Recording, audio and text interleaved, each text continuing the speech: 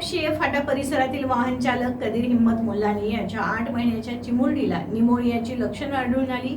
4 April पासून तिला खासगी रुग्णालयात दाखल करण्यात आले।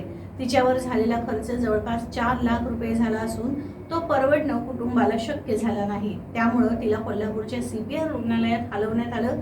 गेल्या 16 दिवसांपासून ही चिमुरडी व्हेंटिलेटरवर आहे। कुटुंबाची आर्थिक परिस्थिती बेताची असल्यानं तिच्या पालकांकडून मदतीचा हात मागितला जातोय। देऊया मदतीचा हात या शब्दांमागे असलेली हाक आहे एका छोट्याशा बाळाची, अल्फिया कदीर मुल्लानी हिची।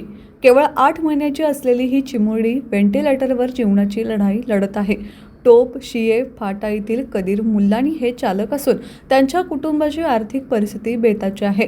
मात्र अल्फियाला अचानक निमोनिया आणि तीव्र कुपोषणाची लक्षणे आढळून आली आणि 4 एप्रिलपासून तिला खासगी रुग्णालयात दाखल करण्यात आलं। तिच्यावर झालेला खर्च जवळपास 4 लाख रुपये झाला असून तो परवडणं कुटुंबाला शक्य झालं नाही। त्यामुळे तिला कोल्हापूरच्या CPR रुग्णालयात हलवण्यात आलं। गेल्या 16 दिवसांपासून ही चिमुरडी व्हेंटिलेटरवर आहे। हलकी हालचाल सुरू असली तरी अजूनही तिच्या पूर्ण उपचारासाठी मोठ्या खर्चाची गरज आहे। आता कुटुंबाकडे कोणतंही आर्थिक साधन शिल्लक नसल्यानं ते मदतीचा हात मागत आहेत।